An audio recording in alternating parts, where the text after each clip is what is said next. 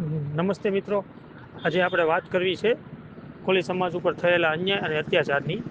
તાજેતરમાં જ સૌ મિત્રોએ જોયું હોય છે કે વિધાનસભામાં ગુજરાતી ફિલ્મના કલાકારોને બોલાવવામાં આવ્યા હતા। માત્ર કોળી અને ઠાકોર સમાજના કલાકારોને બોલાવવામાં અથવા તો આમંત્રણ આપવામાં આવ્યું નહોતું। અને આવું એકવાર નહીં, અનેકવાર પહેલાં પણ થઈ ચૂકેલું છે। ગુજરાતી ફિલ્મના સુપરસ્ટાર ગણાતા વિક્રમ ઠાકોર એ પણ નારાજગી વ્યક્ત કરી છે।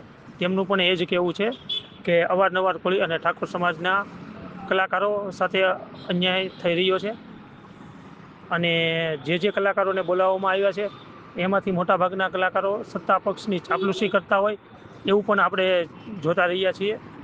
અને વિધાનસભામાં ખરેખર વિધાનસભાના અધ્યક્ષને કોઈને બોલાવવા જ હોય તો ખેડૂતોને પણ બોલાવવા જોઈએ, એમના પ્રશ્નો સાંભળવા જોઈએ। આપણા દેશમાં સૌથી મોટો પ્રશ્ન અત્યારે બેરોજગારીનો છે, તો ગુજરાતમાં વસતા બેરોજગાર યુવાનોને પણ બોલાવવા જોઈએ, એના પ્રશ્નો સાંભળવા જોઈએ અને તમામ બેરોજગારોને રોજગારી આપવા વિશે પણ ચર્ચા વિચારણા થવી જોઈએ।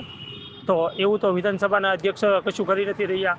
અને સૌથી મહત્ત્વનો મુદ્દો કે ગુજરાતમાં વસતા રત્ન કલાકારોનો, તો રત્ન કલાકારો ઉપર અવારનવાર આપણે જોતા રહીએ છીએ કે મંદીનો માહોલમાં ફસાઈ રહ્યા છે અને આપઘાત કરે છે। સાથે સાથે એમના પરિવારને પણ અત્યારે આવી પરિસ્થિતિઓમાં આપઘાત કરવો પડે છે। તો આવી સમસ્યાઓ પણ એને વિધાનસભાના અધ્યક્ષને સાંભળવી જોઈએ, ગામના સરપંચને પણ બોલાવવા જોઈએ, સાથે એક ગામથી બીજા ગામના બિસ્માર રસ્તાઓ વિશે પણ જાણવું જોઈએ।